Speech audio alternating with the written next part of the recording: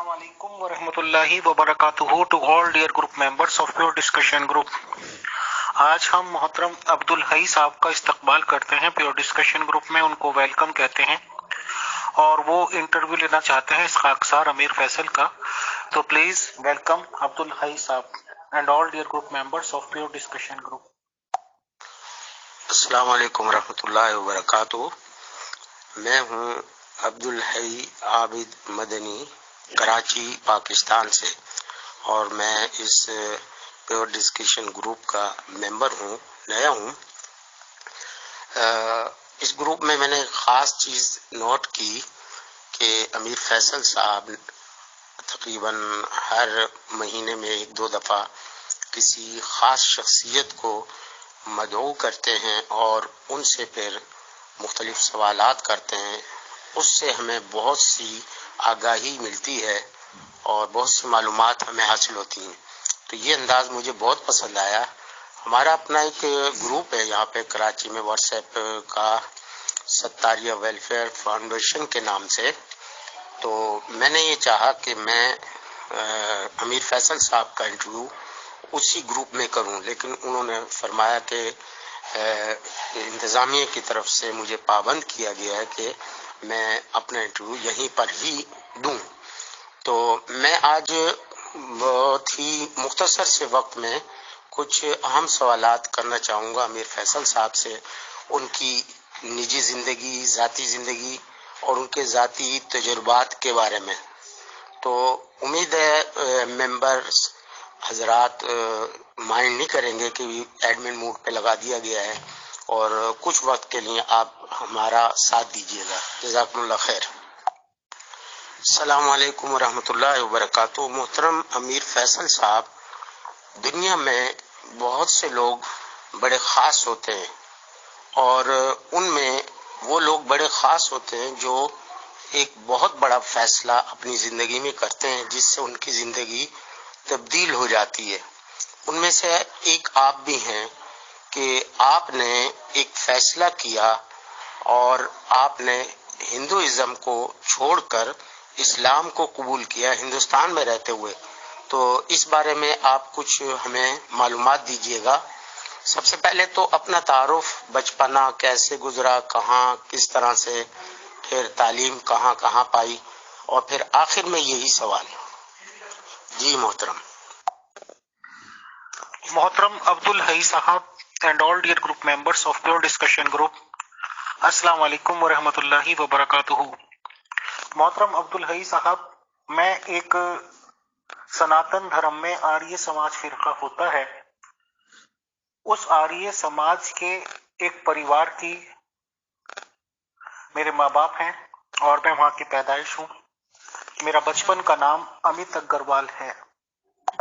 अल्हम्दुलिल्लाह हमारा परिवार संपूर्ण संपन्न परिवार है, या ये कह लीजिए कि था, और खुदा ताला ने हर तरह की आराम, आजाइश, इज्जत, वकार और दुनियावी हिसाब से जैसे आजकल नापा तोला जाता है पैसा वगैरह, उन सब चीजों से निपुण कर रखा था। अल्हम्दुलिल्लाह किसी तरह की कोई कमी नहीं थी। मैंने बचपन की तालीम एक क्रिश्चियंस एकेडमी में हासिल की, नर्सरी से 12th तक की, और बाद की फिर अकॉर्डिंगली जैसे जैसे जहां जहां भी हुई मोहतरम। तो अल्हम्दुलिल्लाह मैं पोस्ट ग्रेजुएट आप मुझे कह सकते हैं। मेरी योम पैदाइश 8 जनवरी 1976 है और इंशाल्लाह लगभग 20 मेरी योम पैदाइश 8 जनवरी 1976 है और इंशाल्लाह लगभग 22 हो जाएगा, 46 के लगभग हो जाएगी जनवरी में, खुदा ताला के फजलो करम से माई एज। शुक्रिया। बचपन से ही हमें किसी भी तरह की कोई फिक्र जरिया माश की या ये कि इनकम वगैरह की कभी नहीं थी। अल्हम्दुलिल्लाह खुदा ताला की इनायतें, बरकतें और तमाम ही बरकतें हम लोगों के ऊपर थी। हमारा जो रहना सहना था वो जाहिर सी बात है कि अपने कल्चर के साथ, अपने रिलीजन के साथ साथ मुसलमानों से मिलना जुलना भी बहुत था, और मेरे खास तौर से जो दोस्ती वगैरह थी वो मुस्लिम्स में भी ज्यादा थी اور مسلمس میں بھی شیعہ اور سنی دونوں ہی لوگوں میں تھی، اور ہمارے نزدیک صرف یہ دو ہی طریقے کے لوگ مسلمان ہوتے تھے، اور ہم یہی جانتے تھے کہ مسلمان جو ہیں بس ایک ہی ہوتے ہیں، ان میں کوئی فرق نہیں، اور شیعہ اور سنی ضرور دو فرقے ہیں۔ جو شیعہ فیملی بھی تھی تو جو ان کے ہیڈ آف دا فیملی تھے وہ ہمارے فادر کے بہت قریبی دوست تھے، اور ظاہر سی بات ہے کہ ان کے بچے ہم لوگوں کے دوست تھے، اور ہمارا کبھی کبھی آنا جانا ان لوگوں کے گھر تھا اور وہ لوگ بھی ہمارے یہاں آتے جاتے تھے۔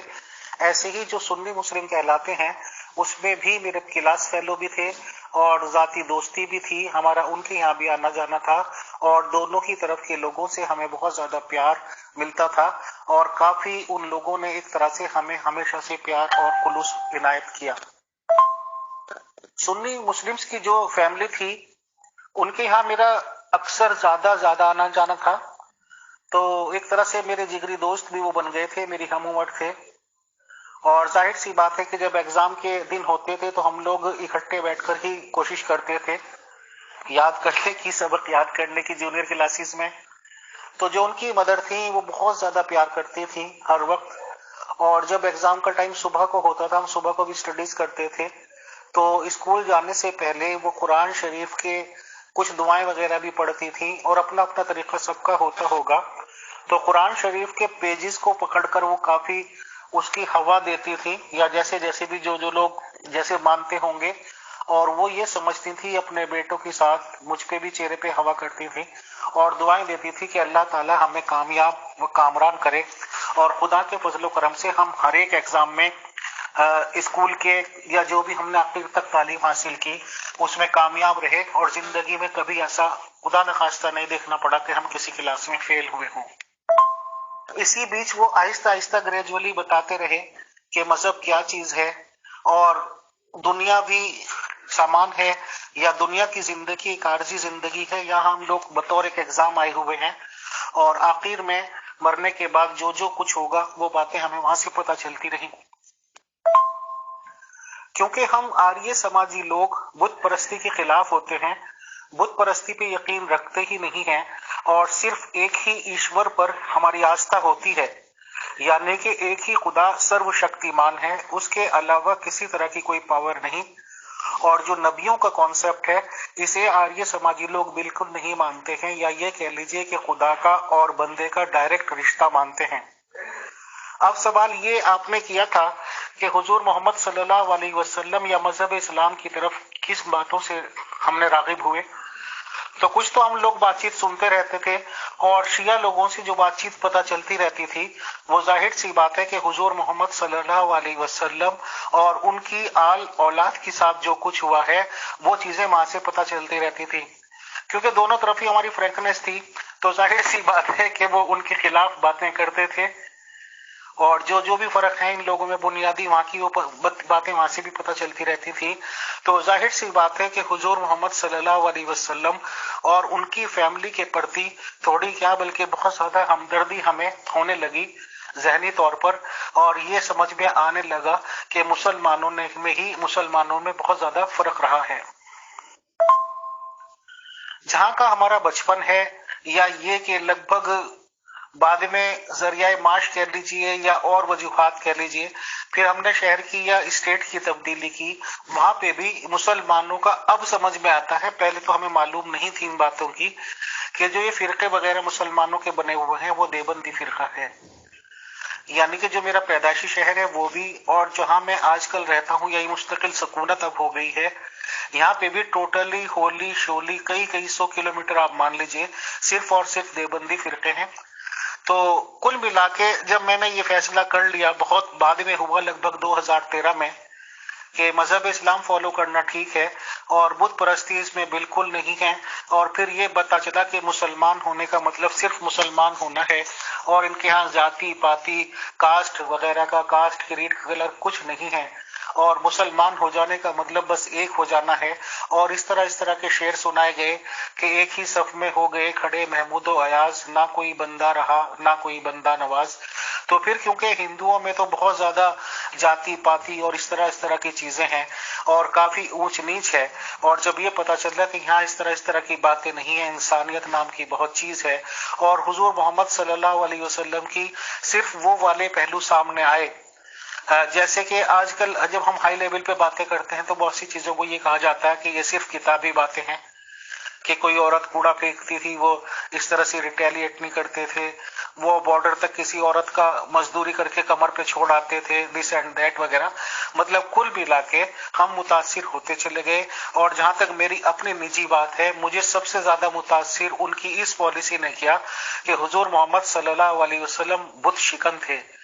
یہ بھی ہمیں سنا کہ انہوں نے بت توڑے، اور سب سے بڑا محاذ جو انہوں نے کھڑا کیا وہ بت پرستی کے خلاف کیا۔ میری بنیادی وجہ ان سے متاثر ہونے کی یہ تھی۔ 2013 میں نے باقاعدہ جب پورا فیصلہ لے لیا کہ مذہب اسلام ٹھیک ہے، تو پھر میں نے اپنے دوستوں کے ساتھ جا کر، ہمارے انڈیا کا کیپٹل ہے دہلی، نیو دہلی جس کو کہا جاتا ہے، وہاں پہ جا کر ایک مولانا صاحب سے ملاقات ہوئی، اور باقاعدہ انہوں نے جو کچھ بھی کلمہ پڑھائی اور باتیں بتائیں، اور اس طرح کی باتیں بتائیں کہ فیصل صاحب آج تک کے آپ کے جو بھی گناہ ہوئے ہیں یا جو بھی زندگی گزری ہے وہ سب اللہ تعالیٰ کی طرف سے معاف سمجھیں، اور آپ یہ سمجھیں کہ ایک نئی زندگی میں شامل ہو رہے ہیں۔ اور اس کے بعد انہوں نے کلمہ وغیرہ پڑھا کے ایک اردو میں سرٹیفکیٹ وغیرہ تھا وہ دے دیا۔ تو میں نے ان سے درخواست کی کہ اس کا انگلش کی بھی بنا دیجیے گا یا ہندی کا، تو انہوں نے اس کی نقل بھی دے دی۔ اور پھر نیکسٹ ایئر یعنی کہ 2014 میں نے باقاعدگی سے یہاں کی کورٹس وغیرہ میں جا کر اس کو رجسٹر کرایا، اور رجسٹر وغیرہ نام وغیرہ میں اپنا آج کی تاریخ میں اس وقت سے نام امیر فیصل ہوا، اور الحمدللہ میں امیر فیصل چلا آ رہا ہوں۔ یہ میں سمجھتا ہوں کہ مختصراً تعارف مان لیجئے۔ اب آپ کا جو بھی سوال ہو پلیز۔ السلام علیکم محترم امیر فیصل صاحب، مجھے آپ کی باتوں سے دو باتیں سمجھ آئی۔ ایک تو آپ کے ہاں آریہ سماج میں بت پرستی نہیں تھی اور اسلام میں بھی نہیں، وہ آپ کو بہت بھلی لگی۔ دوسری بات، جو یہ قوم، ذات، برادریوں کی اونچ نیچ کا تصور ہے ہندو برادری میں، اس کو بھی آپ ناپسند کرتے تھے، اور اسلام میں اس چیز کی ممانعت ہے، تو یہ چیز بھی آپ کو پسند آئی۔ تو جب آپ اسلام میں آئے اور ان لوگوں میں، کیا آپ کو محسوس ہوا کہ یہ باتیں صرف کتابوں تک محدود ہیں، عملی طور پر ان میں ایسا نہیں ہے یا موجود ہے کہ بھی قوم، ذات، برادری کو یہ اہمیت دیتے ہیں یا نہیں دیتے؟ محترم عبدالحی صاحب، الحمدللہ ہماری چھوٹی سی فیملی جو آج کی تاریخ میں ہے، وہ الحمدللہ ہماری وائف بھی پوسٹ گریجویٹ ہیں، اور ہم بھی کوشش کر رہے ہیں کہ بچوں کو اس قابل بنا دیں کہ انشاءاللہ وہ شانہ بشانہ ہمارے ساتھ چل کے فخر محسوس ہو اور ہمیں بھی فخر محسوس ہو۔ تو رہی بات اس کی، جب میں نے پکا فیصلہ کر لیا تھا مسلمان ہونے کا، تو میں نے اپنے گھر میں بیٹھ کے بات چیت کی اور یہ کہا کہ اس طرح، تو انہوں نے کہا کہ جب آپ نے ڈیسائیڈ کر لیا ہے، یہ بہت بڑا فیصلہ ہوتا ہے زندگی کا، اور یہ مناسب نہیں ہے کہ آپ کسی ریلیجن پہ رہیں، ہم کسی ریلیجن پہ رہیں، اور ہمیں آپ کی ایفیشینسیز پہ پورا یقین ہے، اور اگر آپ ایسا سوچتے ہیں کہ راستہ یہی صحیح ہے تو مناسب یہ ہے کہ ہمیں حالانکہ تعلیم اس کی نہیں ہے، واقفیت نہیں ہے، بٹ باقاعدہ آپ اس کو ٹوٹلی لوگوں کو لیں، ہم لوگوں کو بھی، اور اس کا باقاعدہ جو آپ جب کورٹ وغیرہ کی بات کی تو سبھی لوگوں کے لیے اپلائی کریں، اور جو بھی نام وغیرہ چینج کرنے ہیں تاکہ سب لوگ ایک طرف رہیں، نہ بچوں کو کل پرابلم ہو نہ ہمیں ہو۔ تو میں یہ بتانا بھول گیا تھا کہ وہ سب لوگ اس طرح سے ہوئے۔ اب آپ کا نیکسٹ سوال کے جواب پہ آتا ہوں۔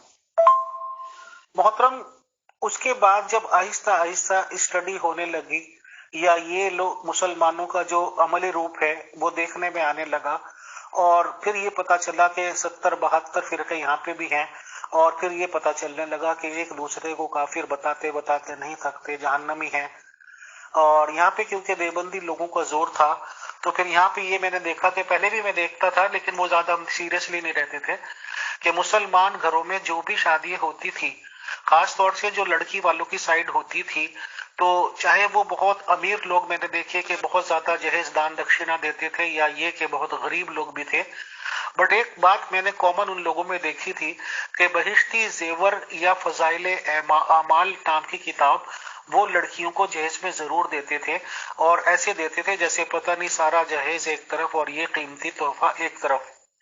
بہشتی زیور کے مجھے معلوم ہوا بہت زیادہ والیومز ہیں، اب مجھے یاد تو نہیں کہ کون سا والیوم تھا، بٹ ایک بہشتی زیور کتاب کے لاسٹ پیجز میں لگ بھگ میں نے ایک ایسی بات پڑھی کہ میں معذرت چاہتا ہوں ان لوگوں سے جن کے وہ رہنما ہوں گے، مولانا اشرف علی تھانوی صاحب، کہ میرا دل بہت زیادہ بے چین ہوا. اس میں باقاعدہ ڈیویڈیشن لکھی ہوئی تھی، فار ایگزامپل تیلی سے اوپر جولاہا، جولاہے سے اوپر دھوبی، دھوبالے سے اوپر فلانے، فلانے سے اوپر ڈھماکے، اور آخر میں جو ڈیویڈیشن کی گئی تھی وہ شیخ سید مغل پٹھان کی گئی تھی. اور اس میں بھی ڈیویڈیشن کرتے ہوئے شیخ زادوں کو اور سید کو سب سے اوپر بتایا گیا تھا محترم. تو ان سب چیزوں نے مجھے توڑنا شروع کر دیا کہ واٹ از دس، اور سب کچھ یہاں پہ بھی ہے. پھر اس کے بعد آہستہ آہستہ مذہب کی گہرائی کی باتیں پتہ چلنے لگی، اور آج کی تاریخ میں جتنی زیادہ آپ کہہ لیجیے معلومات، حالانکہ میں سمجھتا ہوں کہ اب بھی ادھوری ہی ہوگی، اور یہ جستجو چل رہی ہے کہ اس کے بعد ہم نے دیوبندی پھر یہ گروپ وغیرہ بنا لیا تھا. شروع میں تو حالانکہ اس کا مقصد صرف اتنا تھا کہ جو میرے ہندو دوست تھے، میں آج یہ بھی کلیئر کر دیتا ہوں، مشکل سے 20 25 30 ممبر ہوتے تھے، اور انہوں نے بار بار یہ سوال کیا کہ آپ نے مذہب اسلام میں کیا دیکھا کہ آپ اس کی طرف راغب ہوئے اور ہماری بات چیت کرائیے. تو اس میں مشکل سے کچھ ہی لوگ ہوتے تھے ہندو، میرے یار دوست آپ کہہ لیجیے، اور کافی مسلم دوستوں کو جو میرے قریبی سرکل تھے ان کو ایڈ کیا گیا، اور وہ سوال و جواب بہت ہی نیاز شائستگی کے ساتھ کرتے تھے. اس کے بعد آہستہ آہستہ ہمارا گروپ ایکسپینڈ ہونے لگا. پھر ہم نے دیوبندی لوگوں کو سب سے پہلے بلایا، پھر بریلوی لوگوں کو، پھر اہل حدیث لوگوں کو، اس کے بعد شیعہ لوگوں کو. اور ظاہر سی بات ہے کہ یہ ڈسکشن چلتے چلتے تب پورے ہونے لگے، اور ایک دوسرے کی سچائیاں یہ لوگ خود ہی بتانے لگے، کسی تیسرے کی ضرورت ہی نہیں تھی. اور ظاہر سی بات ہے کہ ایک مزاج بننا شروع ہو گیا تھا. بٹ یہ ہے کہ ایک دل کو سکون کہیں بھی نہیں مل رہا تھا. تب مجھے ایک ہی فرقے کے پرٹیکولر آدمی نے کہا کہ امیر فیصل صاحب، جیسا ہم آپ کا مزاج دیکھ رہے ہیں، سمجھ رہے ہیں، یا جتنا ہم سمجھے ہیں، تو یا تو آپ کا مائنڈ بنے گا شیعہ فرقے کی طرف بنے گا، یا ایک فرقہ جس کو شاید آپ جانتے نہیں ہیں اور ہندوستان میں زیادہ لوگ نہیں جانتے، آپ نے سنا بھی نہیں ہے، نہیں تو آپ کی زبان پہ کبھی نہ کبھی آتا. یہاں پہ قادیانی لوگ ہیں جن کو ہم تو انہوں نے تو قادیانی ہی بتایا تھا، اور قادیان میں کوئی مرزا صاحب نام کے آدمی پیدا ہوئے تھے، انہیں وہ نبی تک مانتے ہیں. وہ بظاہر، انہوں نے بظاہر کا لفظ یوز کیا تھا کہ بظاہر ان کے یہاں آپ کو بہت ہی صفائی صاف ستھرے لوگ ملیں گے، وہ اور ادب تمیز تہذیب والے ملیں گے. تو میں نے کہا بھائی میں نے تو سنا ہی نہیں، نہ میں جانتا ہوں. تو انہوں نے ایک دو لوگوں کا نمبر دیا تھا، پھر میں نے ان لوگوں سے کانٹیکٹ کیا، رابطہ قائم کیا. تو ظاہر سی بات ہے کہ ایک نئے آدمی کو شکوک و شبہات کی نظر سے وہ دیکھتے ہیں. بٹ الٹیمیٹلی ان لوگوں نے یہ ڈیسائیڈ کیا کہ آپ کا جو گروپ ہے آپ ہمیں 2-3 ممبرس کو وہاں پہ ایڈ کر دیجئے. میں نے ان لوگوں کو ایڈ کیا، وہ یہاں کی بات چیت دیکھنے لگے، اور آہستہ آہستہ آہستہ کر کے تعلقات استوار سے ہونے لگے، اور پھر کافی احمدیز دوستوں سے کانٹیکٹ میں ملنے لگے، ملاقات ہونے لگی، اور وہ ہمارے یہاں ایڈ ہونے لگے. تبھی جا کے مجھے پتا چلا تھا کہ قادیانی کوئی قوم یا فرقہ ہوتا ہے، اور ان لوگوں سے یہ ڈسکشنز جاری و ساری ہیں. ان شارٹ آپ نے سوال یہ کیا تھا کہ کیا میں نے جو مذہب اسلام قبول کرنے سے پہلے سنا تھا وہی پایا، یا یہ کہ کچھ الگ باتیں پائی. تو اس کا شارٹیسٹ جواب تو محترم یہ ہے، وہ میں نے آپ کو ساری ڈیٹیل پرووائڈ کر دی کہ جو کچھ میں نے سنا تھا اس کے پوری طرح سے الٹ ہیں مسلمان. جو کچھ سنا تھا اس کے تمام خلاف باتیں ہیں مسلمانوں میں، اور مسلمانوں میں وہ ایک بھی بات نہیں ہے جو مجھے بتائی گئی تھی. مختصر جواب یہ ہے. شکریہ، جزاک اللہ. السلام علیکم ورحمۃ اللہ. محترم امیر فیصل صاحب، آپ نے کافی تفصیل سے بتا دیا اپنا بیک گراؤنڈ بھی اور اسلام کی طرف آنے کا جو سفر ہے. میرا ایک سوال تھا کہ آپ کو اسلام قبول کرنے پہ کوئی مشکلات تو درپیش نہیں آئیں. وہ تو آپ نے خود ہی بتا دیا کہ گھر والوں نے کوئی ایسا خاص آپ کے لیے مسئلہ نہیں کیا، بلکہ آپ کے گھر والے بھی آپ کے ساتھ دینے والے رہے. ظاہر ہے کہ پھر علاقہ اور اہل محلہ اور شہر وہاں بھی کوئی آپ کو دقت کوئی خاص نہیں ہوئی. اچھا، اسلام لانے کے بعد آپ نے جن اسکالرس کو پڑھا ہوگا یا اسلام سے پہلے یا بعد میں، تو ان کا ذرا سا بتائیے گا. کچھ کتب پڑھی ہوں گی اسلام کے جو بڑے بڑے اسکالر ہیں، ان میں سے آپ نے کس کو پڑھا اور کس سے آپ زیادہ متاثر ہوئے؟ محترم عبدالحی صاحب and all dear group members of pure discussion group, جیسے میں نے ذکر کیا ہے کہ کیونکہ ہمارے آس پاس دیوبندی ہی فرقہ ہے، اور میں نے آپ کو یہ بھی بتا دیا، میں پھر ریمائنڈ کراتا ہوں کہ میں تو مسلمان یہی سمجھتا تھا کہ بس یہی مسلمان ایک طریقے کے ہیں، کیونکہ ہمارا کوئی تصور ہی نہیں تھا کہ ان میں اور بھی زیادہ لوگ ہیں یا طرح طرح کی چیزوں میں یہ بٹے ہوئے لوگ ہیں۔ اور میں نے آپ کو یہ بھی بتایا تھا کہ میں نے جہیز وغیرہ میں دیتے ہوئے دیکھا تھا کتابوں کو، بہشتی زیور، جو کہ مولانا اشرف علی تھانوی صاحب کی لکھی ہوئی ہیں۔ اور جب میں نماز پڑھنے جانا لگا تھا یہاں کی مسجدوں میں شروع میں، تو ظاہر سی بات ہے جو عصر کی نماز ہوتی ہے، یعنی کہ ظہر کے بعد اور مغرب سے پہلے کی، تو نماز ہونے کے بعد جو امام صاحب تھے، جو بھی گلی محلے میں مسجد میں نماز پڑھاتے تھے، وہ ایک کتاب سی لے کے بیٹھ جاتے تھے، اور اکثر و بیشتر وہ فضائل اعمال نام کی سناتے تھے۔ بٹ جب سے میں نے اشرف علی تھانوی صاحب کی بہشتی زیور کی وہ جاتی پاتی کو ڈیویڈیشن والی کتاب دیکھی تھی، تو آپ یقین کیجئے میں نے پھر ان کی بھی کوئی کتاب نہیں پڑھی۔ ہاں اتنا ضرور ہے کہ کسی اور والیوم کی بات تھی یا اسی والیوم میں پھر وہ والی باتیں پڑھی جو کہ کافی کتابوں میں گند میں کہتا ہوں، اس پہ میں معافی بھی چاہتا ہوں لوگوں سے، کہ بہت ہی غلط نام، یعنی کہ جو ہندی میں گپتانگ کہتے ہیں یا پرائیویٹ پارٹس کے نام بہت ہی گندے اور بھونڈے طریقے سے لکھے ہوئے تھے۔ اور یہ میری سمجھ میں آنے لگا تھا کہ اس طرح کی بکس کو پڑھنا تو بہت دور کی بات، گھر میں بھی نہیں رکھنا چاہیے، بلکہ بچوں کے یا بیوی کے سامنے بھی یہ کتابیں نہیں آنی چاہیے۔ تو کتابوں کی طرف سے تو میرا دماغ بالکل اچھٹ گیا تھا۔ بٹ یس، ہم گروپس کی دنیا میں اور خاص طور سے پیور ڈسکشن گروپ میں ہی میں نے کافی لوگوں کو ایڈ کیا۔ پہلے میں نے آپ کو بتا دیا دیوبندی، وہاں پہ کٹرتا بہت پائی کہ بس جو کچھ وہ کہتے ہیں وہی ٹھیک ہے۔ پھر ہم نے بریلوی لوگوں کو ایڈ کیا۔ محترم عبدالحی صاحب and all dear group members, جب ہم نے بریلوی لوگوں کو ایڈ کیا، یا تو آپ یہ کہہ لیجئے کہ جو دنیا میں نظر آتا ہے یہاں پہ مزاروں کی پوجا کرتے ہوئے نظر آتے ہیں۔ پوجا میں اس لیے کہہ رہا ہوں کہ وہاں پہ یہ لوگ سجدے کرتے ہیں۔ ہمارے آس پاس پیدائشی شہر کے زیادہ بالکل پاس بھی نہیں، لیکن آپ نیئرسٹ کہہ سکتے ہیں، ایک کلیر کی درگاہ کہلاتی ہے جو کہ صابری صاحب کے نام سے مشہور ہے، اور لوگ یہ بتاتے تھے کہ جو اجمیر کا درگاہ ہے سب سے نمبر 1 ہے انڈیا میں، اور اس کے بعد حالانکہ اور لوگ کچھ اور بھی بتاتے ہوں گے، بٹ ان کا کہنا تھا کہ یہ صابر صاحب کی درگاہ ہے جو کہ کلیر میں ہے۔ وہاں پہ جب ہم نے جا کے ماحول دیکھا تو گھٹن ہوئی، طرح طرح کی لڑکیاں نوجوان ڈانس کرتی ہوئی، کلا بازیاں کھاتی ہوئی اور طرح طرح کے نعرے لگاتی ہوئی وہاں پہ دیکھی۔ اور جب ہم نے اس کی سراؤنڈنگز دیکھی، اب تو میں کافی سالوں سے وہاں پہ گیا نہیں ہوں، بہت کافی ٹائم پہلے کی میں بات بتا رہا ہوں، کہ آس پاس پہ جو مستی تھی تو ظاہر سی بات ہے وہ مسلمانوں کی تھی، لیکن وہاں بھی اللہ مجھے معاف کرے بہت ہی نہایت 4th کلاس سے بھی زیادہ گئے گزرے گندے سندے رہتے ہوئے لوگ گالی گلوچ کرتے ہوئے اور ہر طرح کے نشوں میں وہ لپت رہتے تھے، اور طرح طرح کی عیاشی آپ کہہ لیجئے غلط طریقوں سے یوز کرتے تھے، ٹینٹ وغیرہ میں رہنے والے تھے۔ میں یہ بات پھر دہراتا ہوں کہ میں کئی سالوں سے وہاں نہیں گیا ہوں، بٹ مجھے نہیں لگتا کہ ماحول چینج ہوا ہوگا۔ اور پھر میں نے گدی نشینی کا طریقہ دیکھا کہ کچھ لوگ اکثریت کا بیوقوف بنا رہے ہیں، وہاں لوگ پیسہ بھی چڑھاتے ہیں، سجدے بھی کرتے ہیں، تو ان سب چیزوں سے گھٹن ہونے لگی تھی۔ تو پھر پتہ چلا جب بریلوی لوگوں سے بات چیت کر رہے تھے کہ بریلوی لوگوں کا زیادہ تر جو بھی طریقہ ہے وہ مزاروں تک ہی سیمت ہے۔ اور جب انہوں نے بہت سے لوگوں نے پھر ہمیں یہ بتایا کہ جی جب قبر میں جائیں گے تو وہاں پہ باقاعدہ وضو بھی کریں گے، نماز بھی پڑھیں گے، یہ بھی ہوگا وہ بھی ہوگا، اور سب سے کم ٹائم جو مجھے لگا پاس ہونے میں وہ بریلوی فرقے سے لگا، کیونکہ مجھے لوگ یا تو ایسے ہی ملے تھے جنہوں نے ساری مزاروں کی باتیں کی، قبروں کی بات کی۔ میں نے کہا یار اگر مرنے کے بعد بھی یہی سب کچھ زندگی جینے کا ہے تو پھر یہ لوگ غلط کہتے ہیں۔ تو اس کے بعد مجھے گھٹن سی ہونے لگی تھی، میں نے بہت جلدی ان لوگوں کو پاس آن کر دیا۔ اس کے بعد میں اہل حدیث لوگوں سے ملاقات ہوئی، اور اہل حدیث لوگوں سے بات چیت کرتے ہوئے سب سے پہلے میری بات ہوئی سعودی عرب میں ایک دو اسکالرز تھے، اب تو ان کا مجھے نام بھی یاد کرنا پڑے گا، اور اس کے بعد ایک پاکستان کے ہیں وہ بھی اہل حدیث کے کہلاتے ہیں، اقبال سلفی صاحب، اور جو سعودی عرب سے جن سے ہماری بات چیت چل رہی تھی تو ان سے میری کافی بات چیت ہوئی تھی، سوال و جوابات بھی ہوئے تھے۔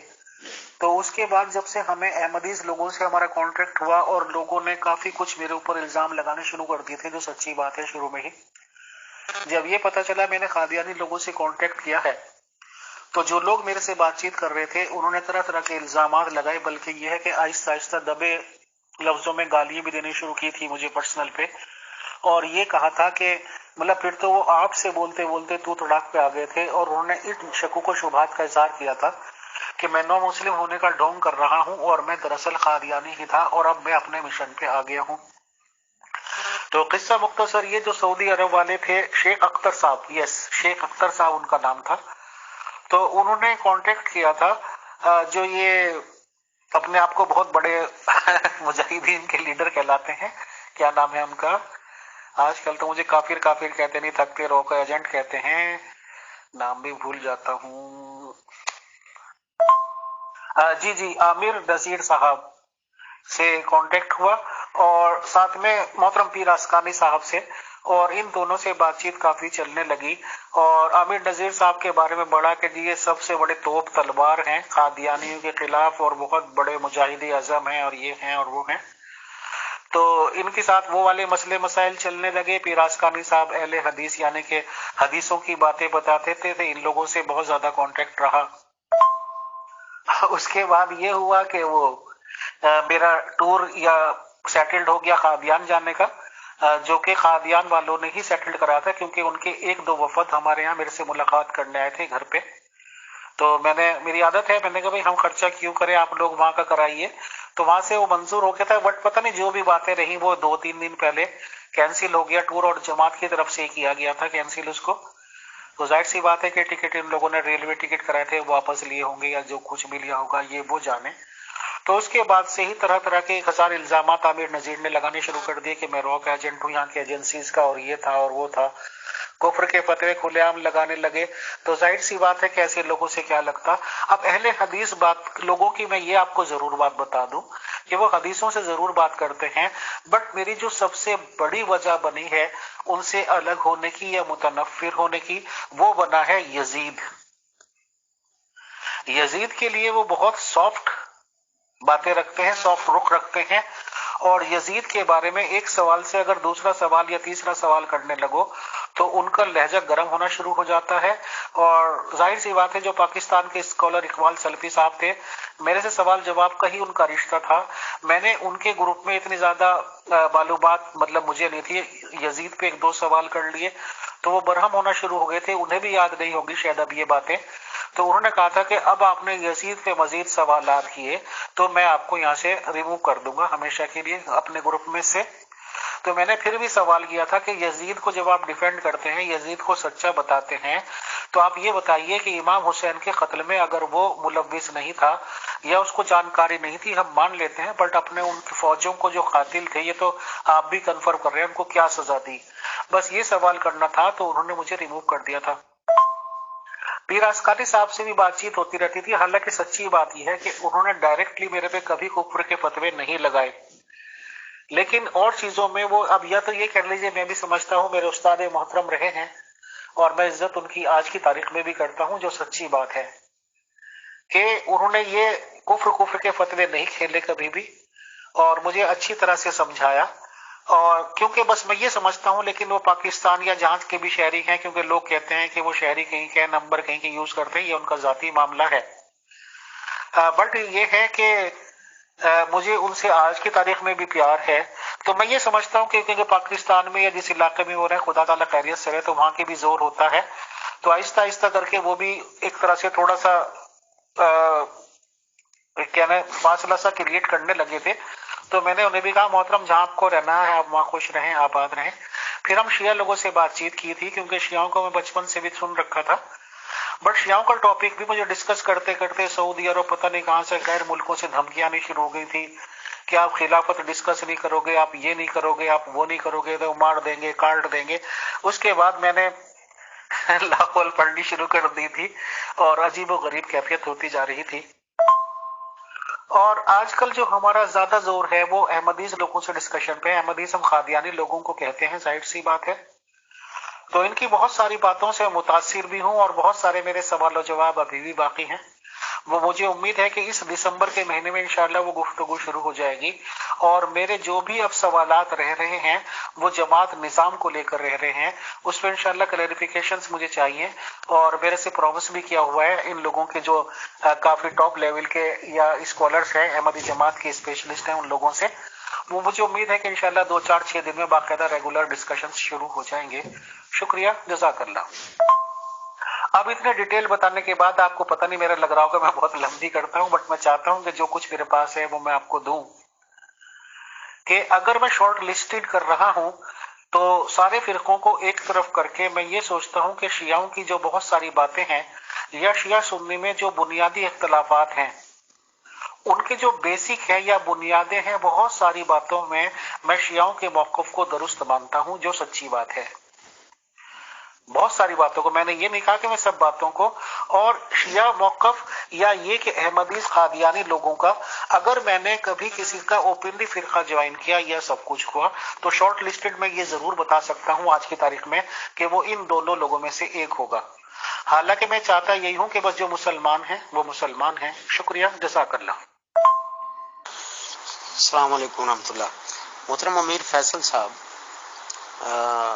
मेरा आपसे ये सवाल है, आपकी जो मैंने अब तक गुफ्तगू सुनी, आप ज़ाहिर है कि इस्लाम फ़िरक़ों को देखते रहे इन लोगों में, तो कुरान मजीद ज़ाहिर है कि आपने पढ़ा होगा, कुछ तफसीरें पढ़ी होंगी, तो कुरान करीम में से आपने कौन कौन सी तफसीरें पढ़ी, तर्जुमे पढ़े और इस्लाम को कुरान करीम से किस हद तक सीखा, ये ज़रा बताइएगा।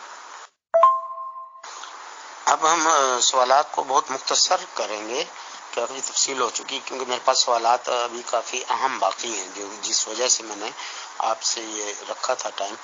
तो आप प्लीज़ अगर आप मुख्तसर करें तो वो बेहतर होगा, क्योंकि एक दो सवालात ऐसे हैं कि तफसील से आपको उस पर रोशनी डालनी होगी। मोहतरम अब्दुल हई साहब, सबसे शुरुआत में तो मैं काफी पहले से, या ये कि मुसलमान होने से पहले भी हिंदी ट्रांसलेशन पढ़ता था, कुरान शरीफ की जो हिंदी ट्रांसलेशन आती है। तो मैं माफी के साथ ये लफ्ज बोलूंगा कि उसमें ड्रामेबाजी होती ही नहीं कि जी ये तफासिर है, ये तफसीर है, और ये ट्रांसलेशन में वो वाला चक्कर नहीं होता कि भाई तर्जुमा करते करते ब्रैकेट में कुछ और लिख दिया जो अरबी में है नहीं और मतलब ही बदल जाते हैं। तो यहाँ पे तो इसी चीज का जोर था कि अशरफ अली थानवी साहब का तर्जुमा ही यहाँ पे पढ़ा जाता था। बट मैंने एक और साहब का नाम का बताया था, वो मुझे नाम याद नहीं रहता, क्योंकि अब तो मैं काफी दिन से फिर हिंदी की बुक्स ही पढ़ता हूँ, हिंदी के ट्रांसलेशन वाला, क्योंकि पढ़ने में इजी भी रहता है वो, और यहाँ पे तराजुम वो आराम से मिल जाते हैं, उसमें अरबी में कुछ भी नहीं होता, हिंदी में ही सब कुछ होता है। तो हिंदी से सोचने और समझने में ज्यादा आसानी होती है, क्योंकि उसमें क्लियर कट बातें लिखी हुई होती हैं, और तफसीर जो राइट हैंड में लिखी हुई होती है, शुरू में पढ़ता था। बट जाहिर सी बात है कि कुरान शरीफ पढ़ने के बाद तो एक ही बात को बार बार रिपीट भी किया गया है, और खास तौर से जो हमारी मिसेज है, क्योंकि वो तो उर्दू भी नहीं जानती पढ़ना और अरबी भी नहीं जानती, मैं तो उर्दू जानता भी हूँ, तो वो तो हिंदी का ही पढ़ती हैं। तो उन्होंने भी सिर्फ इतना तो कहा कि एक ही बात को, एक ही हिस्से को बार बार दोहराया गया है इसमें, और तफसीर की बात यह है कि अलग अलग लोगों ने अलग अलग लिख रखी है। बट यह है कि कुरान शरीफ में कुछ और है, और जो मुसलमान मानते हैं वो उसके बिल्कुल उलट मानते हैं। मुख्तसर जवाब आपका ये है। शुक्रिया। आपने सीरत नबी सल्लल्लाहु अलैहि वसल्लम का मुताला किया होगा, तो नबी करीम सल्लल्लाहु अलैहि वसल्लम की जो सीरत से आपने नतीजा अखज़ किया कि एक नबी आकर क्या किरदार अदा करता है मुआशरे के लिए, ठीक है, आपने वो उससे नतीजा अखज़ किया होगा कि एक नबी का क्या किरदार होता है मुआशरे के लिए। और फिर ज़ाहिर है कि कुरान करीम में पूरी तारीख़ है अंबिया की, उन्होंने मुआशरे को एकदम से बदल के रख दिया, इनकलाब ले आए, अपनी कौम का वो निजात दहिंदा होते हैं। तो नबी करीम सल्लल्लाहु अलैहि वसल्लम की सीरत आपने मुताला की होगी, तो उसमें आपको कौन सा ऐसा काम है जो उनका बड़ा अजीम लगा? मोहतरम अब्दुल हई साहब, चलिए मैं मुख्तसर ही जवाब देने की बात कर लेता हूँ। जो मैंने मुसलमान होने से पहले हुजूर मोहम्मद सल्लल्लाहु अलैहि वसल्लम के रिगार्डिंग पढ़ा था, उस नजरियात में और आज की तारीख के नजरियात में बहुत ही ज्यादा जमीन और आसमान का फर्क है।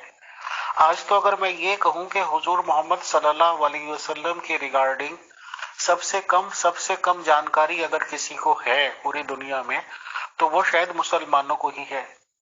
मुसलमानों को तो आज तक यही कन्फर्म नहीं है कि हुजूर मोहम्मद सल्लल्लाहु अलैहि वसल्लम के बच्चे कितने थे, मुसलमानों को तो मैं तो ये सुनता था कि भाई उन्होंने शादी इसलिए की है कि अगर कोई भी बेवा हो गई या कुछ हो गई तो उन्होंने सहारा देने के लिए उसको उससे शादी कर ली कि चलो भाई ये कहाँ इधर उधर फिरेंगे, क्योंकि बेवाओं से शादी नहीं करते थे उस टाइम, जो मुझे बताया गया। और बेवाओं से उन्होंने शादी की, उनको सहारा देने के लिए शादी की। उनकी सीरत के बारे में मैंने आपको पहले भी बताया था कि सिर्फ वो सुन रखा था कि कोई औरत बाजार में चलते हुए उन पे कूड़ा फेंकती थी और वो कुछ नहीं कहते थे, और इस तरह की बातें सुन रखी थी कि कोई औरत कहती थी कि ये सामान वहां से वहां तक छोड़ दे तो वो छोड़ दे। तो उसके बाद काफी जब वो कूड़ा वूड़ा फेंकना बंद सा हुआ तो वो उसके घर पूछने गए क्या बात है, उसने कहा कि जी वो इन चीजों से मुतासिर हो गई, ये हो गया वो हो गया। बट सीरत जिसको कहते हैं, जो आज की तारीख में हदीसों से प्रूव्ड है बातें, और ये है कि जो रिवायतों से सुनने को मिलती है और जो काफी लोगों से बातचीत होती है, तो उस नजरियात में और आज की नजरियात में बहुत ज्यादा फर्क है। इसके साथ ये भी मेंशन में करना जरूरी समझता हूं कि हमारे ग्रुप में ईसाई मसीही लोग भी एडिट हैं और बातचीत चलती रहती है अहमदी मुस्लिम मीर लतीफ साहब की और उन लोगों के दरमियान पास्टर्स वगैरह की। तो जाहिर सी बात है कि बाइबल में जो कुछ लिखा हुआ है, चाहे वो दाऊद साहब के लिए है या और भी बातों के लिए, तो उन बातों को सुन सुन के पढ़ पढ़ के भी एक अजीब व गरीब सी कैफियत होती है। और इब्राहिम साहब के रिगार्डिंग भी जब मैं मालूमात, जाहिर सी बात है कि मैं तासुब तो किसी से भी नहीं रखता या कट्टरवादिता भी नहीं रखता हूँ, न्यूट्रल सोच रखता हूँ अल्हम्दुलिल्लाह।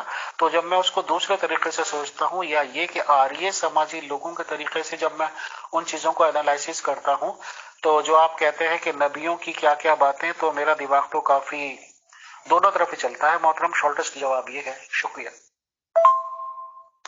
बहुत मेहरबानी अमीर फैसल साहब। अब मेरा एक सवाल है हिंदुस्तान के हवाले से। हिंदुस्तान में आप हैं तो माजी हिंदुस्तान का हाल और मुस्तकबिल, माजी में जो इस्लाम की तबलीग नशो इशात हुई तो जाहिर है उसका नतीजा हमारे सामने है। एक बहुत बड़ी तादाद मुसलमानों की हिंदुस्तान में मौजूद है। क्या आप समझते हैं कि ये तबलीग के नतीजे में हुए या कोई और वजह थी? दूसरी बात, हाल के बारे में बताएं कि क्या मुसलमानों का जो मौजूदा तबलीगी सिस्टम है इस वक्त, तबलीग से मुराद जो वो तबलीग कर रहे हैं इस्लाम की, तो क्या उससे मुतासिर हो रहे हैं गैर मुस्लिम और इस्लाम को कबूल कर रहे हैं या नहीं, और अगर नहीं कर रहे तो उसकी क्या वजह? और फिर मुस्तकबिल के हवाले से भी बताइएगा कि आइंदा के लिए क्या नजर आ रहा है आपको। दूसरा सवाल इसी में ही मैं कर लेता हूँ, सियासी अगर आपको दिलचस्पी है या नहीं, मुसलमानों की जो सियासी सूरत हाल है हिंदुस्तान में, हम देखते हैं कि वो बमुश्किल चंद सीटें ले पाते हैं हिंदुस्तान में, वो कौमी असम्बली में और सूबाई में भी। मुझे तो नहीं पता कि कभी इनकी किसी सूबे में हुकूमत भी बनी हो, तो उसकी क्या वजह है?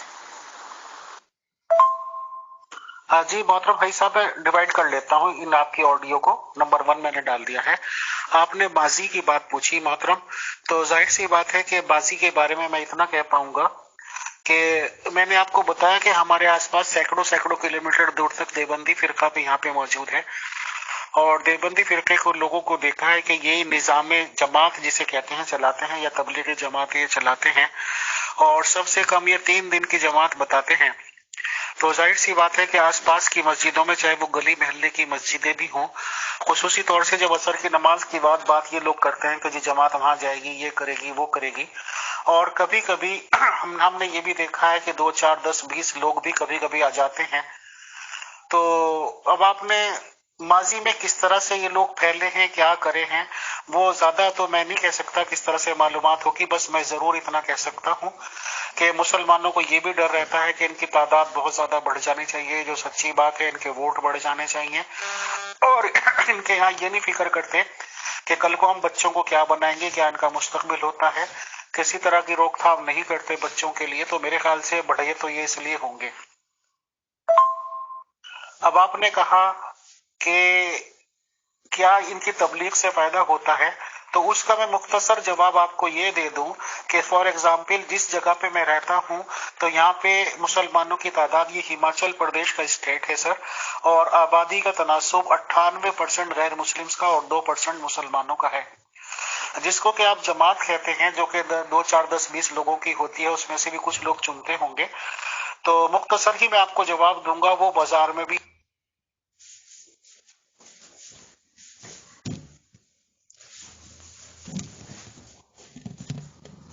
ڈھونڈتے رہتے ہیں. سب سے پہلی بات تو کوئی داڑھی والے نظر آ جائیں، یہ کھلم کھلا پتہ چلنے لگے ہاں جی یہ مسلمان کی دکان ہے، تو ہی وہ چڑھیں گے. ان پہ بھی 2 4 رٹی رٹائی باتیں کریں گے. بھائی نماز قائم کرو، نماز پڑھو، یہ کرو، نماز پڑھو، یہ کرو، وہ کرو، دنیا کی زندگی آرزو ہے. اور کوشش کریں گے کسی بھی طرح سے اس مسلمان دکاندار کو کھینچ کر نماز تک لے جائیں یا مسجد تک لے جائیں. تو ظاہر سی بات ہے کہ اگر وہ آدمی یعنی کہ مسلمان ذہنی طور سے تیار نہیں ہے، تو اگر اس جماعت میں اسے کوئی اپنا شناسا نظر آ گیا یا بازار کا کوئی ایسا آدمی وہ اٹھا کے لیا ہے جس کا تھوڑا بہت اثر تھا، تو چلا جائے گا وہ. اگر اسے نہیں جانا یا ریگولر نماز ہی نہیں تھا. تو کل ملا کے مجھے تو لگتا ہی نہیں کہ جن کو جماعت آپ کہہ رہے ہیں وہ غیر مسلموں سے رابطہ بھی کرتے ہیں یا ان سے بات چیت بھی کرتے ہیں. مجھے نہیں لگتا ہے، یہ میری اپنی سوچ ہے، اس سے آپ اختلاف کرنے کا پورا حق رکھتے ہیں کہ جماعت کے زور پر یا یہ کہ تبلیغ کے زور پر مسلمان کسی کو امپریس کر سکتے ہیں، خاص طور سے غیر مسلموں کو، اور مسلمان بنا سکتے ہیں. یہ میں ماننے کو تیار نہیں ہوں. اس کے بعد آپ نے نیکسٹ پارٹ کیا پولیٹیکل کیریئر کا. تو مسلمان تو آج آپ تو خود آپ بیٹر سمجھتے ہیں، آپ تو ماشاءاللہ پیدائشی مسلمان ہوں گے کہ ایک دوسرے کو مسلمان نہیں سمجھتے، کافر سمجھتے ہیں. تو مسلمانوں کی سیٹیں نہ لے جا سکنے کا مقصد تو سیدھا سیدھا یہ ہے کہ ان کی پہلی بات تو کوئی پارٹی قومی لیول پہ ہے ہی نہیں. ہاں کیرلا میں یہ لوگ تھوڑے سے منظم ہیں، وہاں پہ ان کی کافی سیٹیں ملتی ہیں اور کافی ان کا رتبہ رہتا ہے سیاست کے حساب سے. کچھ 2 4 جو مخصوص نام ہیں وہ سب لوگ جانتے ہیں جو باقاعدہ ایم پی وغیرہ بنتے ہیں، اور ان میں سے ظاہر سی بات ہے کہ ولولہ خیز انگیز تقریریں بھی وہ کرتے ہیں اور اپنا نام چمکاتے رہتے ہیں. پولیٹیکل کیریئر اس لیے نہیں ہوگا کہ ان کی قومی لیول پہ کوئی پارٹی نہیں ہے اور ان میں وہ نہیں ہے، ایکتا نہیں ہے، اور اسی لیے ان کے ووٹ ڈیوائڈ ہو جاتے ہیں. اور مسلمان کا اس بیس پہ جیتنا کہ بھئی مسلمان کینڈیڈیٹ ہے تو مسلمانوں کی ٹوٹل سپورٹ بھی نہیں ملتی. جو ہمارا پیدائشی شہر ہے تو وہاں پہ حالانکہ مسلمانوں کی اس کانسٹیٹیوئنسی میں اتنی آبادی ہے کہ اگر وہ ایک طرفہ ہو کے کسی کو ووٹ دے دے تو پاسبل ہی نہیں ہے کہ کوئی ادر پارٹی جیتے. بٹ یہ ہے کہ مسلمانوں میں بھی 2 3 لوگ اسٹینڈ کھڑے ہو جاتے ہیں اور دونوں تینوں لوگوں کو ہمارے مسلمان بھائی سپورٹ کرتے ہیں. تو ظاہر سی بات ہے کہ جو ادر پارٹی ہوتی ہے یا مخالف جس کو پارٹی کے لیے جو بظاہر دیکھنے میں وہ لوگ کامیاب ہو جاتے ہیں. تو جب تک ان کا یونائٹڈ نہیں ہوں گے تو ان کا مستقبل ایسا ہی رہنا ہے اور ایسا ہی رہنا ہے. سر یہ اپنے کیے کے خود ذمہ دار ہیں، کوئی اور نہیں. سیاست کی بات یہ ہے، میں یہ نہیں مانتا ہوں کہ مسلمانوں کو کسی بھی طرح کا کوئی بھی خطرہ ہے، اور یہ بات میں بوانگ دہل کہہ سکتا ہوں، ثابت کر سکتا ہوں. کوئی میرے سے بات کرنے آ کے بیٹھے، مسلمانوں کو نہ یہاں پہ کوئی سیاسی خطرہ ہے نہ ہی کوئی ویسے خطرہ ہے. افواہیں اڑانے کو جتنی بھی اڑائیں وہ کم ہے. میں ان سب باتوں کو انکار کرتا ہوں بہت ذمہ داری کے ساتھ. شکریہ.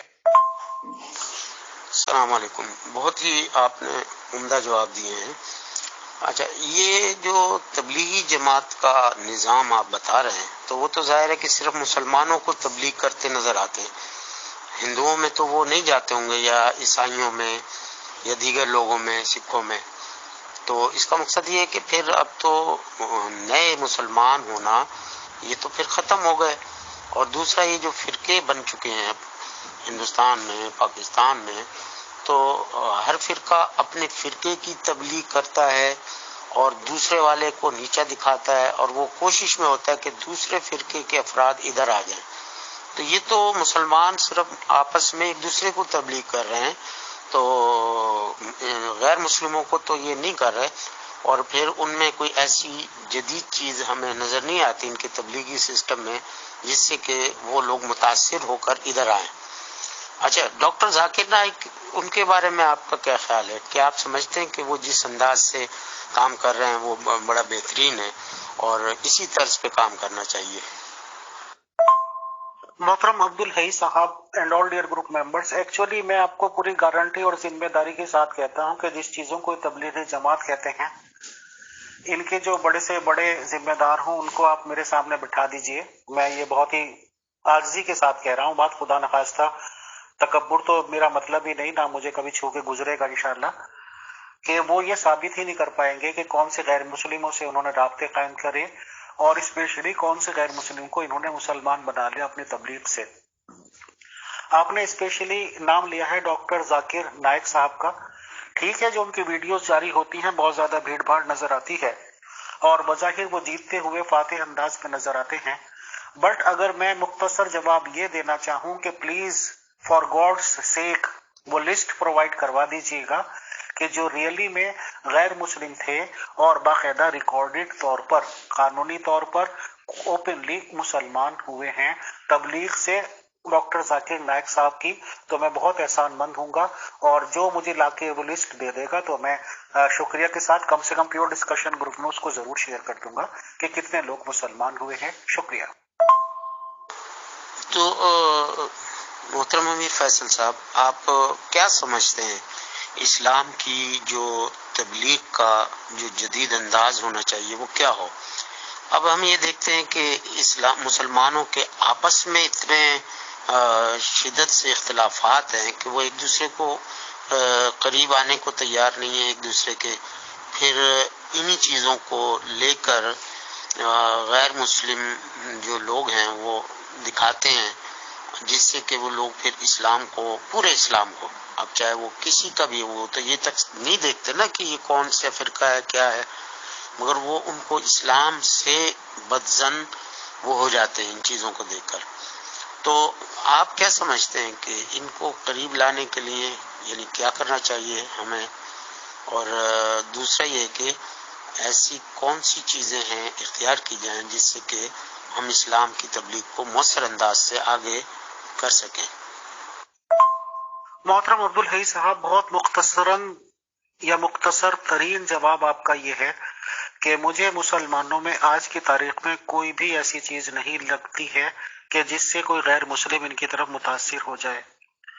غیر مسلم جو ان کے بارے میں تو ظاہر سی بات ہے کہ دونوں کلچرز کو بہت قریب سے جانتا ہوں، جو نظریہ اپنا قائم وہ کر چکے ہیں، تو وہ تو میں سچی بات یہ ہے کہ اگر وہ یہ کہوں کہ جو ان کے اندرونی نظریات ہیں وہ بہت کم ہیں ان لوگوں کے ریگارڈنگ، کیونکہ اگر ان کے زیادہ وہ اب تو تھوڑا سا فاصلہ رکھتے ہیں جو سچی بات ہے، اگر زیادہ قریب ان لوگوں کے آ جائیں گے تو ان کے نظریات میں اور زیادہ چینجز آ جائیں گے اور وہ سوچیں گے کہ یار جو ہم سوچتے تھے وہ تو بہت کم تھا. مجھے کوئی ایسی بات نہیں لگتی ہے کہ مسلمانوں کے پاس یہ پرٹیکولر چیز ہے کہ جس سے اپنی تبلیغ کر کے یہ کسی غیر مسلم کو متاثر کر لیں گے. یہ اپنے ہی جھگڑے رگڑے نہیں نمٹا پائیں گے قیامت تک، کم سے کم قیامت کے بعد اگر کوئی دنیا ہوتی ہوگی تو مجھے معلوم نہیں ہے. کل ملا کے کوئی بھی پوائنٹ مجھے ایسا نہیں لگتا ہے مسلمانوں کے پاس کوئی پازیٹیوٹی نہیں ہے کہ جن کو بتا کے یہ متاثر کر سکتے ہوں کسی غیر مسلم کو اور لانے کی اہلیت رکھتے ہوں. بہت مختصر جواب. شکریہ. السلام علیکم.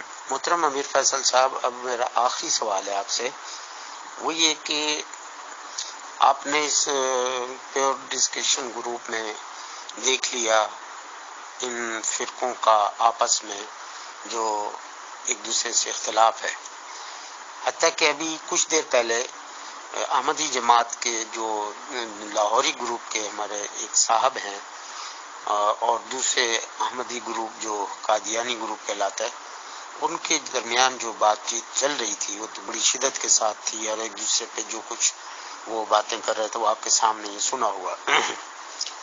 تو آپ کو کیا لگتا ہے کہ یہ مسلمانوں کے جو فرقے ہیں کیا وہ ان میں یہ تناؤ کم کیا جا سکے گا یا نہیں، اور اس کا کیا طریقہ آپ سمجھتے ہیں کہ ہو؟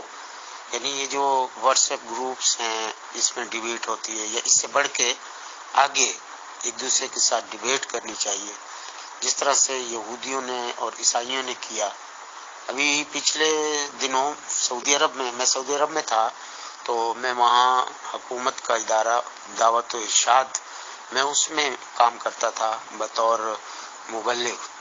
تو ملک فہد تھے، ان کا دور تھا، تو انہوں نے ایک ڈیبیٹ کرائی تھی مسلمانوں اور غیر مسلموں میں، بلکہ میرے خیال سے ملک فہد یا ملک عبداللہ گئے تھے اور پوپ سے ملاقات بھی ہوئی تھی.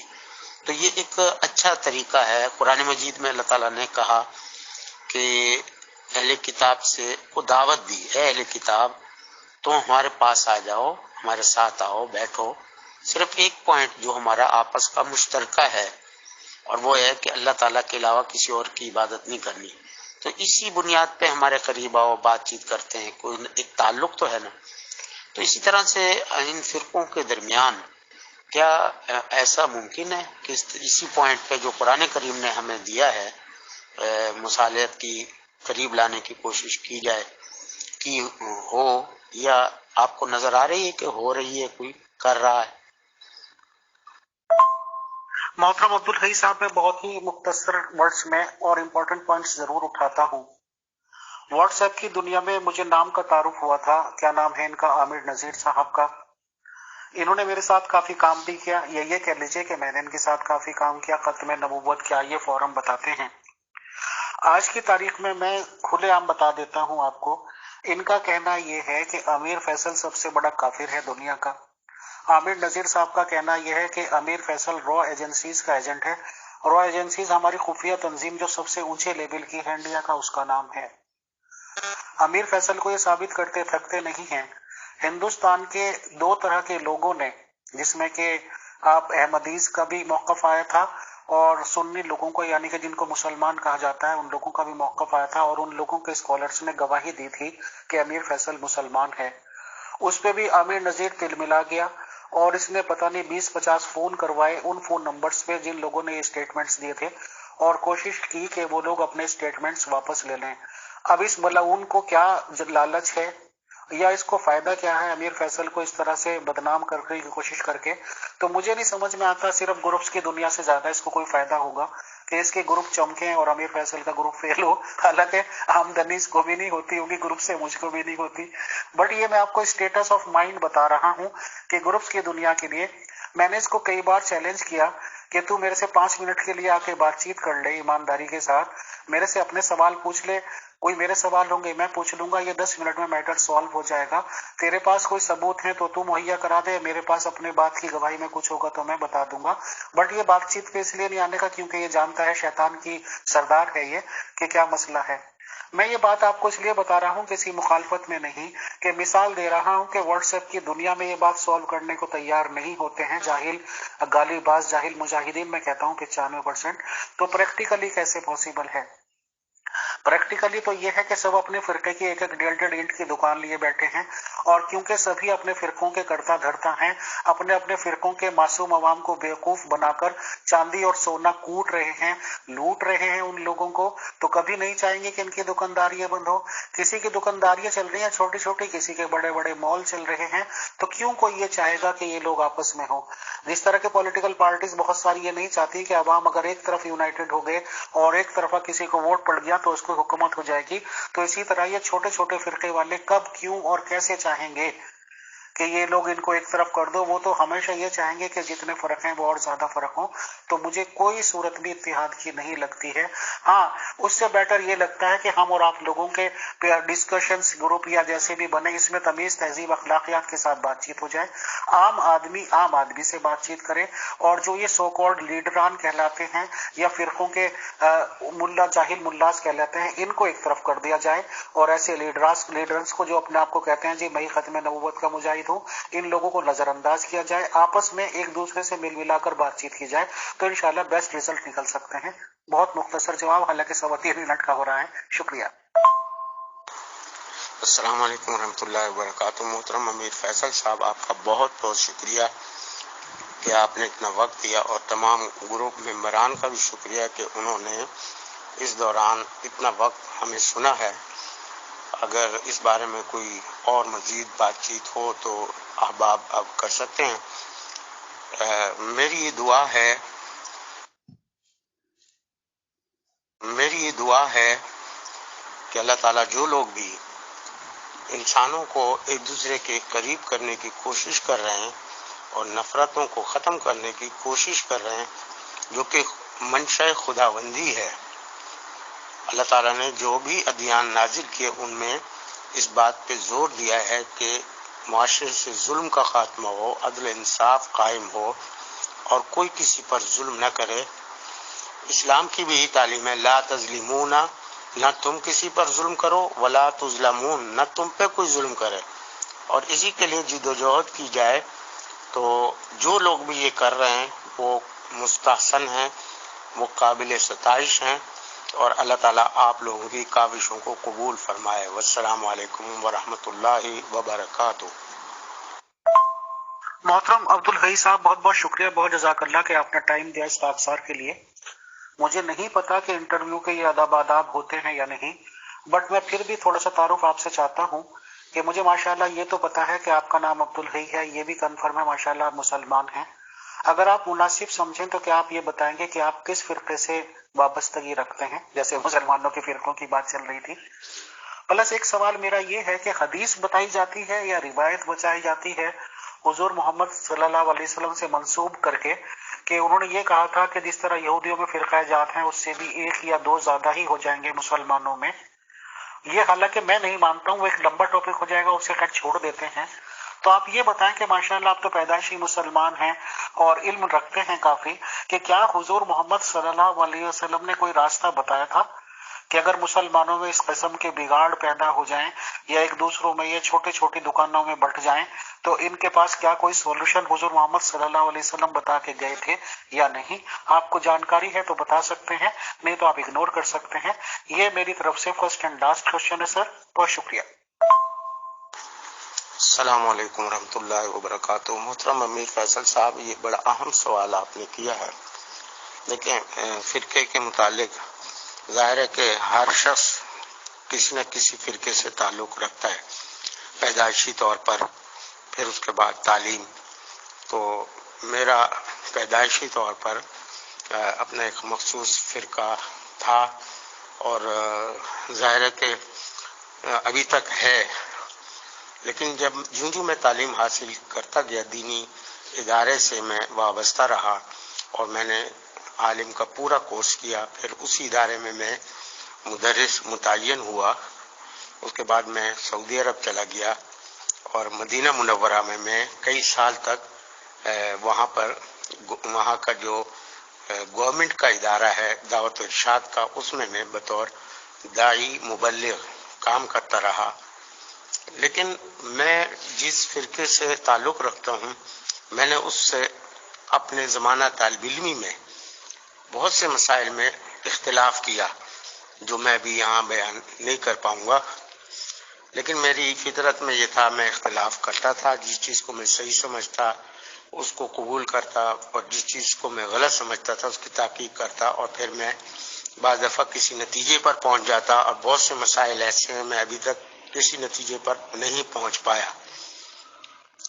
دوسرا سوال جو آپ نے کیا کہ نبی صلی اللہ علیہ وسلم نے یہ فرمایا تھا کہ میری امت اس طرح سے فرقوں میں بڑھ جائے گی، میں نہیں سمجھتا کہ نبی علیہ الصلوۃ والسلام اس طرح کی بات کہہ سکتے ہوں، کیونکہ قرآن مجید میں جگہ جگہ ہمیں دیکھیں، اللہ تعالیٰ نے انسان کو عقل اور شعور دیا اور ساتھ میں رہنمائی دے دی قرآن کریم کی، جو قیامت تک محفوظ رہے گی، اور پھر ساتھ یہ کہا کہ اس کے ذریعے سے امت کی اصلاح کرتے رہو۔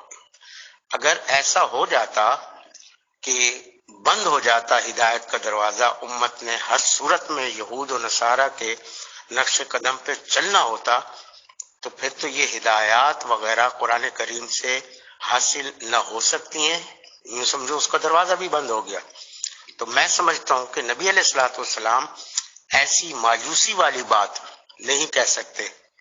اس میں تو مایوسی ٹپکتی ہے سراسر کہ آپ کچھ بھی کر لو، جتنی بھی جد و جہد کر لو، نہ تو مسلمان ایک ہو سکتے ہیں، نہ ان کی اصلاح ہو سکتی ہے، نہ ہی وہ اب راہ راست پر آ سکتے ہیں۔ ایسا ناممکن ہے۔ قرآن کریم کی جو تعلیمات ہیں، لیکن قرآن کی ایک آیت ہے،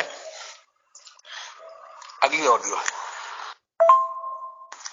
قرآن مجید میں اللہ تعالیٰ نے ایک بات فرمائی، قل، اے نبی آپ کہہ دیجئے، انما انا بشر مثلکم، میں تم جیسا ایک بشر ہوں، یوحا الیہ، میری طرف وحی کی جا رہی ہے۔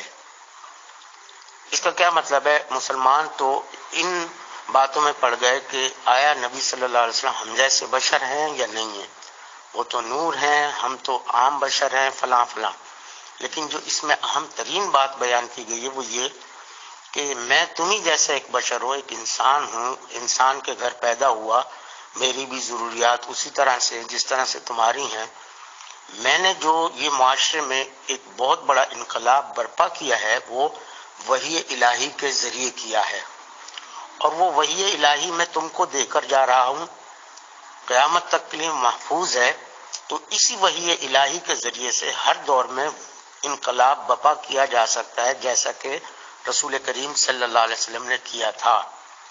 تو لہٰذا اس طرح کی روایات جو بیان کی جاتی ہیں وہ خود سوالیہ ان پہ نشان لگا ہوا ہے، اس سے مایوسی ٹپکتی ہے، اس سے تو یہ پتہ چلتا ہے کہ اب کچھ بھی نہیں ہو سکتا، جبکہ ایسا نہیں ہے۔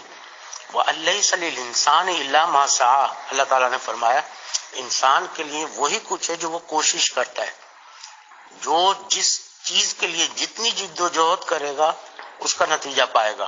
اگر امت مسلمہ طے کر لے کہ ہم نے ہر صورت میں اسلام کا وہ اعلیٰ چہرہ جو کہ قرآن کریم میں دیا گیا اور نبی علیہ الصلوۃ والسلام نے ہمارے سامنے پیش کیا تھا، اس کو ہم نے دنیا کے سامنے پیش کرنا ہے عملی صورت میں، تو ناممکن ہے کہ معاشرہ ایک مرتبہ پھر اسلام کی طرف راغب نہ ہو۔ والسلام علیکم ورحمۃ اللہ وبرکاتہ۔ محترم عبدالحی صاحب، ماشاءاللہ ایک موقف پہ تو آپ اور ہم بالکل ایگری ہو گئے۔ میں بھی اس عقیدے کو مانتا ہی نہیں ہوں مسلمانوں کے کہ حضور محمد صلی اللہ علیہ وسلم جیسی شخصیت نے یہ مایوس کن بات کہی ہوگی، اور بالکل بھی میرا دل دماغ ماننے کو تیار نہیں ہے۔ قرآن مجید میں اللہ تبارک و تعالیٰ نے ایک جگہ ابتدائی سپارے میں فرمایا کہ یہودیوں نے کہا کہ نصارہ حق پر نہیں ہے، نصارہ نے کہا یہودی حق پر نہیں ہے۔ پھر دوسری بات ان کی یہ نقل کی، نصارہ یہ کہتے تھے کہ یہودی جنت میں نہیں جائیں گے، صرف ہم جائیں گے۔ یہودیوں نے کہا کہ جی ہم صرف جنت میں جائیں گے، باقی لوگ جنت میں نہیں جائیں گے۔ اللہ تعالیٰ نے کہا یہ ان کی خواہشات ہیں، کوئی بھی انسانوں میں سے کسی نسل کی بنیاد پر یا کسی قبیلے کی بنیاد پر یا کسی زبان کی بنیاد پر جنت میں نہیں جائے گا۔ اللہ تعالیٰ نے کہا کہ جنت میں کردار کی بنیاد پر لوگوں کو میں داخل کروں گا، جو لوگ بھی ایمان والے ہیں، صالح اعمال کرتے ہیں، اچھے کردار کے حامل ہیں، ان کو میں جنت میں داخل کروں گا۔ اب ہمارے ہاں بھی یہی بحث چلتی رہتی ہے کہ کون سا فرقہ اچھا ہے، صحیح جنتی ہے، کون سا فرقہ جہنمی ہے، جبکہ اللہ تعالیٰ نبی علیہ السلام نے یہ فرما دیا کہ جو میرے طریقے پر اور جس طریقے پر میرے صحابہ چل رہے ہیں، جو اس پہ چلے گا وہ جنت میں جائے گا۔ تو یہ تو بالکل واضح کر دی گئی یہ بات۔ بہت بہت شکریہ، بہت جزاک اللہ محترم عبدالحی صاحب۔ محترم عبدالحی صاحب، انشاءاللہ پھر کبھی کسی اور موڑ پہ بات چیت ہوتی ہے، تب تک کے لیے اللہ حافظ۔ السلام علیکم ورحمۃ اللہ وبرکاتہ ٹو محترم عبدالحی صاحب and all dear group members of your discussion group.